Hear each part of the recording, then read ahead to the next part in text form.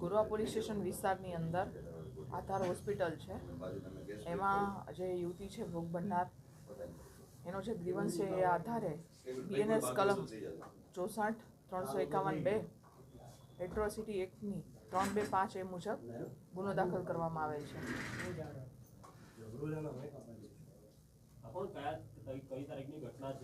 તારીખ 15ની ઘટના છે અને જ્યારે યુવતી પોલીસ સ્ટેશન સમક્ષ આવે છે તરત જ મેટરને વેરીફાઈ કરી અને ગુનો દાખલ કરવામાં આવેલ છે.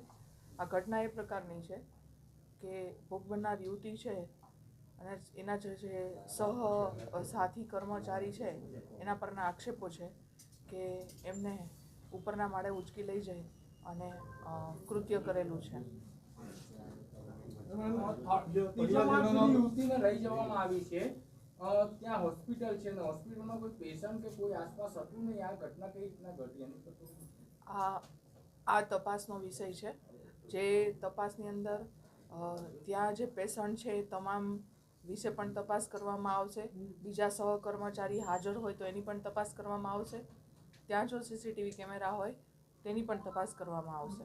CCTV કેમેરા ત્યાં તપાસણી કરવામાં આવી. ઉચ્ચ અધિકારી ત્યાં પહોંચ્યા હતા ઘટના સ્થળ ઉપર અને તપાસ કરવામાં આવી છે. દુષ્કર્મ પીડિતા જે હતી તેને બી સાથે રાખવામાં આવી હતી.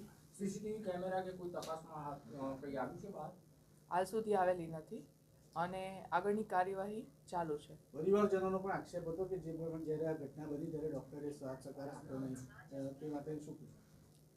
પરિવારજનોની પૂછપરછ પણ ચાલુ છે કે પરિવારજનોએ અગાઉ કોને જાણ કરી છે અને જે ડૉક્ટરને એમણે વાત કરી છે એ ડૉક્ટરને પણ પૂછપરછ કરી અને તપાસવાનું કામ ચાલુ છે.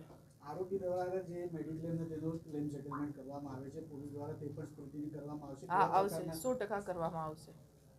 પરિવારજનોનો આક્ષેપ છે કે CCTV કેમેરા જે હતા એ બી ત્યાં ચાલુ નથી.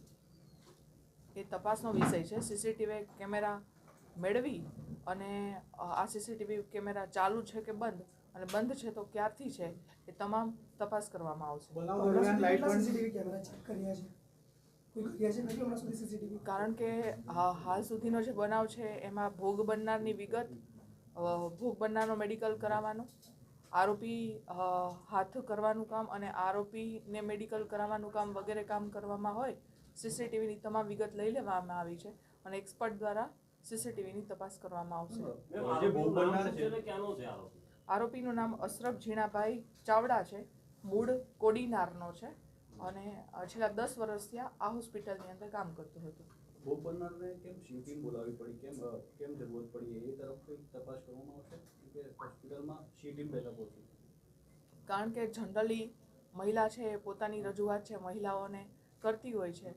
કદાચ એમને ત્યાં કોઈને રજૂઆત કરી હોય અને રજૂઆત ધ્યાને ન લેવામાં આવી હોય એવું પણ બને.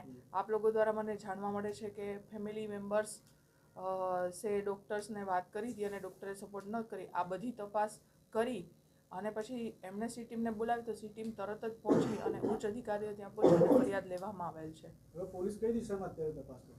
પોલીસ આ આરોપી શા માટે આવું કર્યું છે, આ આરોપીએ ખરેખર આવું કરવામાં કોનો સાથ સહકાર લીધો છે અને આ કરતી વખતે ત્યાં કોણ કોણ નજર જોનાર સાહેદો હાજર છે, CCTV અને સાયન્ટિફિક એવિડન્સ, કોલ ડિટેલ અને ટાવર ડમ્પની માહિતી લેવામાં આવશે.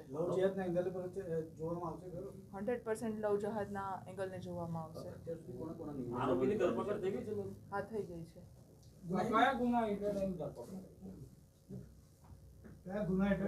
BNS કલમ 64-351-2 અને 325A એટ્રોસિટીની કલમ.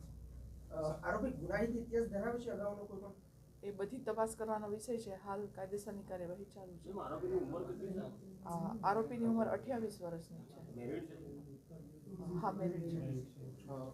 સંચાલક જે હોસ્પિટલના હતા એ પરિવાર જે પીડિત જે છોકરી મહિલા છે એના પરિવારને પ્રેશર આપી રહ્યા છે એવી પણ માહિતી બહાર આવી રહી છે આ કેસને લઈને. હાલ સુધી અમારા ધ્યાને આવી વાત આવેલી નથી. ડોક્ટર દ્વારા શું નિવેદન આપવામાં આવ્યું છે આ મામલે? ડોક્ટરની કોઈ તપાસ કરવામાં આવી? ડોક્ટરની તપાસ કરવામાં આવશે. ઓકે.